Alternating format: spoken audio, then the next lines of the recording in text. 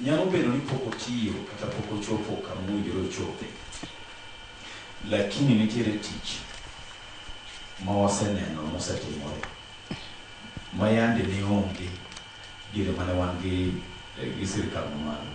Kuom ranyisi, an abet e County Assembly, chako bet e County Assembly 2022. Kibiro e weche mag employment, ing'eni thoth ne chien kanyo Joyce, ji ne ng'iyo mana joma osomo, joma odhi university, joma odhi college.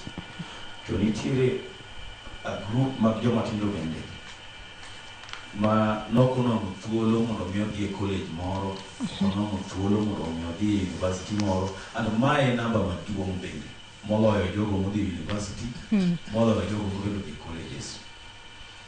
Kane wadonjo to we introduced wing moro mar law enforcement. Law enforcement Homa Bay mondiko karibu nyithindo karibu 600 hivi under law enforcement or provide permanent employment. Manyithindo gi they're on a basic salary, gin gi kadi mar thieth Joyce, and iyudo ni they are able to take care of their young families. Jowa matindo mabende professional mane iyudo ka ng'ato otieko university to kata college moro to komanyo opportunity in national government, iyudo kinyise ni for a 15 years experience or 10 years experience.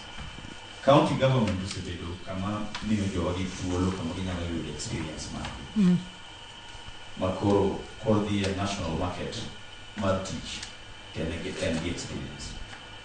Koro korka employment, county government kata devolution also play a critical role. Mane iwe county ma Homa Bay kende kose counties mamoko be? Overall. To nikisha Homa Bay, e kama nyalo chiwo go reference. Ne kalore gi kaka neno nikech kidhi Kisumu nitiere law enforcement officers. Kidhi Siaya nitiere law enforcement officers. Same to Migori and the rest of the counties.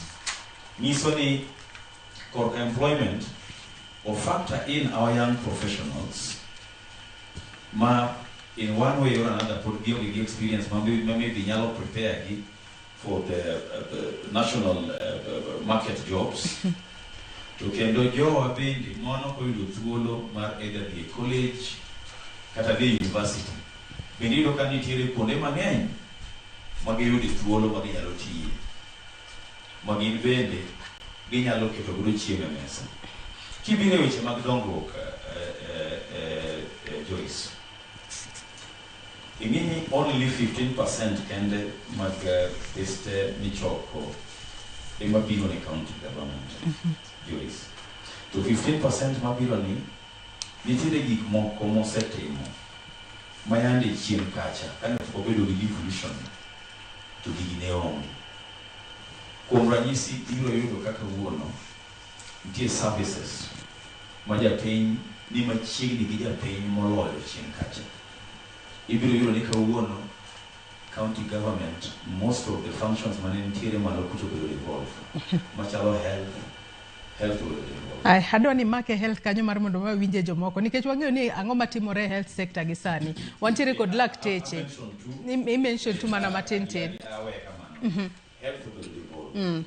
Issues mag health machalo manyalo chando japiny, okele machiegni gi japiny. Roads will be involved. Weche te manyalo chando japiny at the county level. Okele machiegni ma japiny nyalo reach out maybe to the respective ministry.